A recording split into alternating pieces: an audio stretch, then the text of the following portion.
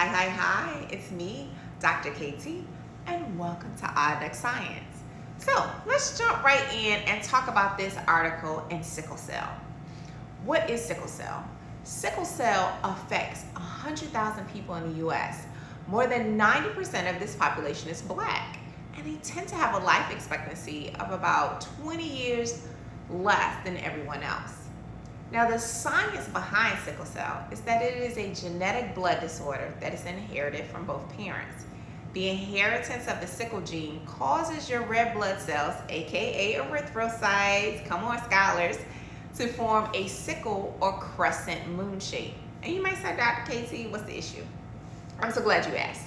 The issue is that red blood cells are supposed to be shaped like a donut or a frisbee. This allows the oxygen to sit nicely on the surface and be able to deliver it to various organs in the body. Think about laying in a donut on a lazy river and how easy it is just to flow to your destination. Now, when you have a sickle gene, your RBCs, erythrocytes, can't easily fit on that banana, and it becomes sticky, and those sticky red blood cells get stuck in our blood vessels. Think of your capillaries, think of your arteries, think of your veins. And that means there's going to be a blockage. Think of the Holland Tunnel if you live up north, or a simple traffic jam. Everything becomes delayed. Everything is irritated, everything is inflamed. Everyone's temperatures are at high, same thing is happening in the body. And it's simply because oxygen is not getting to the organs. This leads to extreme pain, fatigue, and inflammation. Now, up until now, we've only been able to treat pretty much for pain, and then there was also a drug called hydroxyurea. Now, this is a continued medication that you have to take daily. It has side effects of like more fatigue, mouth ulcers, darkening of the nails, loss of breath, and the hugest drawback, I think, is the cost. It costs about $15 to $100 a month if your insurance pays for it. Now, this new technology that came through with this case from the gentleman in Louisiana called Casgevy uses CRISPR, or use a gene editing technique where it cuts out part of the hemoglobin that has a switch that cuts off fetal hemoglobin. It wants to keep fetal hemoglobin going because you will get more oxygen. See how amazing the body is? But the drawback for this one, not only do you have to go through chemotherapy, it also costs from $2 to $3 million. Who has that laying around?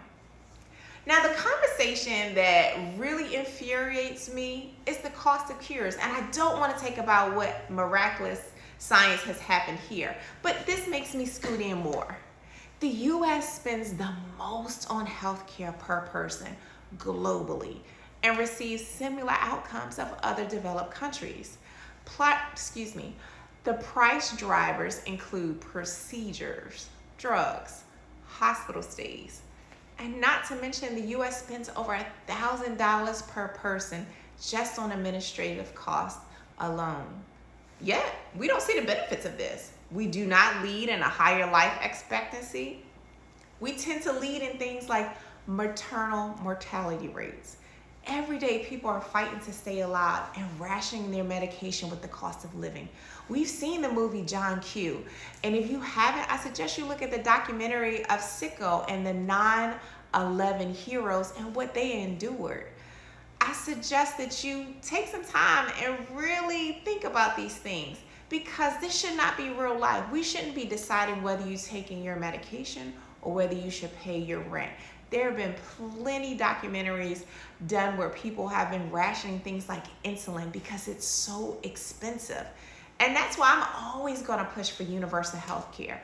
As unpopular of an opinion as it is, I'm going to stand 10 toes down because I believe everyone deserves health care, and it should not be something that we are trying to decide whether to eat or take medication.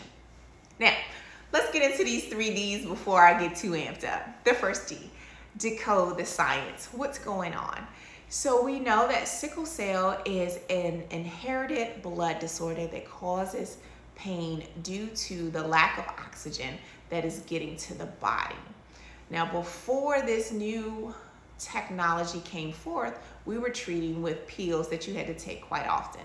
This new technology of gene editing only causes you to take the treatment one time, but it's extremely expensive, millions and millions of dollars.